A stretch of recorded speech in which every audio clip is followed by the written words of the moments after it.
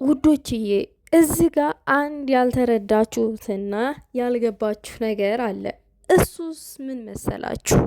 አንዳንድ ጊዜ ሰውን በህይወታችሁ ስታቀርቡ ወይንም ወደ ሰው ስትቀርቡ መጠናናት የሚባል ነገር አለ። ይሄ በጣም የተጠና ፍቅር ስለሆነ ነው ዛሬ ሁላችንም ሊያስገርመን ሊያስደንቀን የቻለው ማለት ነው። ሰላም ጤና ይስጥልኝ ውዶቼ፣ ሰላማችሁ ብዝት ትርፍርፍ ይበልልኝ በያላችሁበት ቦታ። ዛሬ አንድ የሆነ ወሳኝ ነገር ማለት ፈልጌ ነው የመጣሁት። የሆኑ የታዘብኳቸውም ሰዎች አሉ። ምክንያቱም ምን መሰላችሁ? መኪናው እንደተገዛ ለሀይሚዬ በጣም የተበሳጩ ሰዎች ነበሩ። ይሄ እንዴት እንደዛ ሊያደርግ ቻለ ልጃችን ምናምን የሚል ይሆናል ሳይድ ይዘው ማለት ነው። አሁንም ሳይድ መያያዝ የሚባለው ነገር አለ። ይሄ አድሎ ማለት ነው እንዴ! ልጆች ተፋቅረው እንኳን ፍቅራቸውን ተገላልጠው እንኳን አንድ ሆነው እንኳን እያያችሁ በአንድ ቤት ያው መኖር ከጀመሩ ቆይተዋል። በእርግጥ ግን ደግሞ አፈቅርሃለሁ ከተባባሉ በኋላ እንኳን የሆነ ለሰው ሰላም አትፈጥሩም እንዴ? ምን ይሄ ነው እንዴ? ለሰው ሰላም ፍጠሩ እንጂ ስጡ። ብሩኬ በዝን ሰዓት ለሀይሚ መኪና ገዝቶ ቢሰጣት ብሩኬ በግሉ ለፍቶ ያገኘው ሀብት አይደለም። ሀይሚን በግሏ ለፍቶ ያገኘችው ሀብት አይደለም። ሁለቱም እኩል ለፍተዋል። እዚህ ሚዲያ ላይ መልፋቱን ትታችሁት ይቅርና እሱን መልፋቱን ወደ ጎን እናስቀምጠውና ማለት ነው። ለአማርኛ አገላለጤ ይቅርታ ያ የምትረዱ ሰዎች አላችሁ፣ ምን ማለት እንደፈለግኩኝ ማለት ነው። አንዳንድ ጊዜ አማርኛው የሆነ እንትን ይያዝብኛል። እግዚአብሔርን ምን ሆኝ እንደሆነ አላቅምና ማለት የፈለግኩት ባጭሩ ምን መሰላችሁ? በቡሩኬና በሀይሚ መሀል ወይንም በሁለት ፍቅረኛሞች መሀል የኔ ያንተ የሚባል ነገር የለም። የጋራ ነው። እኩል ነው የሚታየው ማለት ነው። የዛ ጋር የሚያገኙት ነገር እና በተለይ ደግሞ ሀይሚዬን ብቻ ተዉት። ሀይሚዬን እዚ ጋር ሲቆይ እመለስበታለሁኝ።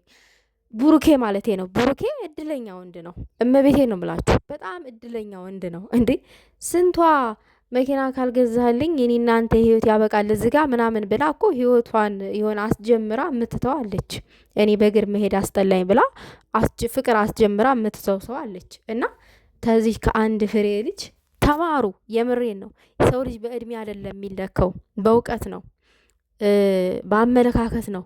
እድሜ እዛ ተንጠልጥሎ ቁጥር 70-80 ሆኖ እንኳን ዝቅ ብለው የማያስቡ የማያገናዝቡ ሰዎች አሉ። ሁሌ እንደ ህፃን የሚራመዱ ሰዎች አሉ። እና እድሜ ቁጥር ነው እንደነገርኳችሁ። ዋናው የሰው ልጅ ብልሃት ነው፣ ብልህ መሆን ነው። እና እኔ ይሄ ነገር በጣም ነው ያስገረመኝም ያስደነቀኝም። እኔ እግዚአብሔርን ነው የምላችሁ ከሚባለው በላይ ማለት ነው። እና የሚያስደንቅም ነገር ነው ይሄ ሲደረግላት። አንድ ሴት ልጅ ለአንቺ ይገባሻል ይሄ ነገር ተብሎ እንደዚህ ሲደረግላት፣ አይ ይሄ ጊዜው አይደለም ማለት በራሱ እንደ ቀላል ነገር አትዩት። በቃ ምን ያክል ስማርት ብትሆን ነው ይቺ ሴት ምናምን የሚለውን ነገር መረዳት አለብን። ጥቅምን አናስቀድም። እውነት የሆነን ሰው የምንወደው ከሆነ የምናከብረው ለነገ የምንፈልገው ምናምን ከሆነ ሴቶችዬ እድል እንስጠው። እድል ስንሰጠው ሞር ያፈቅረናል፣ ሞር ያከብረናል። እንደውም ለእኛ የማይሰጠንን ጊዜ እንዲሰጠን እናደርገዋለን። ለእኛ ያለው አመለካከት ዝቅተኛ ከሆነ ሞር ለእኛ አመለካከቱ እንዲጨምር እናደርገዋለን። ግን አንድ ነገር ላይ ጥብቅ አድርገን ስንይዝ እሷ እኮ የሆነ ነገር ፈልጋ እንኳን ካልተደረገላት ችክ ያለች ሴት ናት በህይወቴ ውስጥ ያለችው ብሎ ያማናል ለጓደኛው።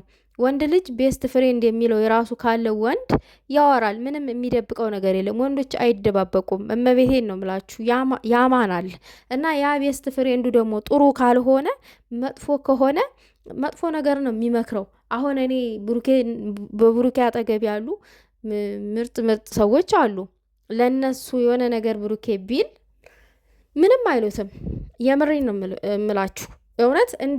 እንደውም ማለት ነው የበለጠ ስለ ሀይሚ መልካምነት ምሳሌውን ነው እየጠቀስኩላችሁ ያለሁትኝ።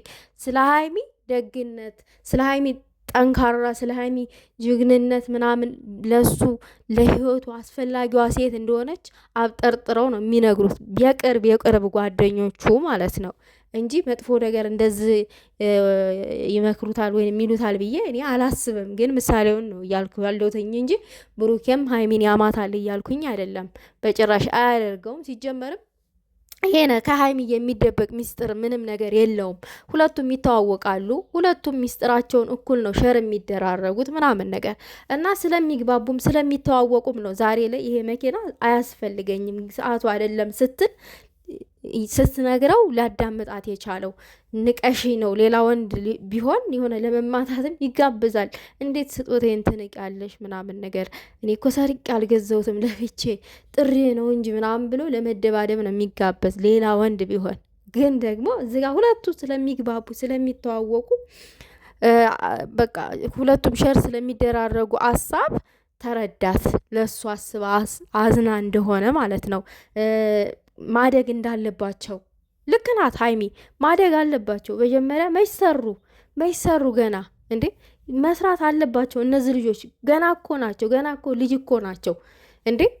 እና ሀይሚ 10 ውስጥ ናት እኮ ገና 20 ውስጥ እንኳን አልገባችም አይደለ እንዴ። ብሩኬም እንደዛው። ይሄ የሚሰሩበት ሰዓት ነው፣ ንብረት የሚያፈሩበት ሰዓት እንጂ የሆነ ነገር ገዝተው የሚያጌጡበት ምናምን አያጌጡ እያልኩኝ አይደለም። ነገር ግን ደግሞ ሁሉም በልኩ በገደብ መሆን አለበት።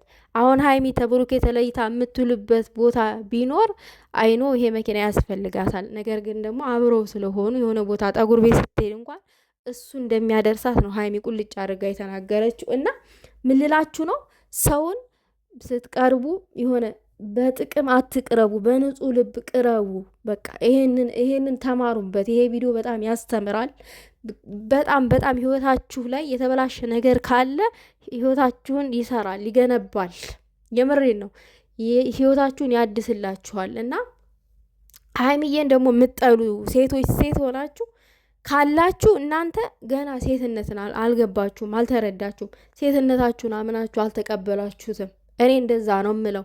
እውነት ሴትነታችሁን አምናችሁ ተቀብላችሁ ከሆነ እየኖራችሁ ከሆነ ከእናንተ የምትሻል ሴት ካለች እውነት የምትናገረውን ነገር ልክ እንደ ምሳሌ አድርጋችሁ ወስዳችሁ እኔስ በዛ አይነት መንገድ ትንሽ እኮ የሰው ልጅ ሙሉ ለሙሉ እኮ የዛን ሰው ገጸ ባህሪ እንትን ይውሰድ እያልኩ አይደለም። ነገር ግን ደግሞ የሆነ ነገር ውስጥ ካልን ሊመልሰን ይችላል የአንድ ሰው ህይወት ማለት ነውና እንማርበት፣ ትኩረት እናደርግበት። ጠቡን ይሄ አድሎ ይሄ ከሌ እህት ከሌ ምናምን የሚባለውን ይሄ የምትከፋፈሉትን ነገር ይሄ የሆነ ነገር ሲፈጠር የሆነ ገስት ከፍታችሁ ምናምን የምትባባሱን ነገር እግዚአብሔር ወደ ኋላ ተውት፣ ምንም አይሰራም። ምክንያቱም እነዚህ ሰዎች ፍቅራቸው እያደር ምናምን ነገር እየጨመረ ነው ያለው።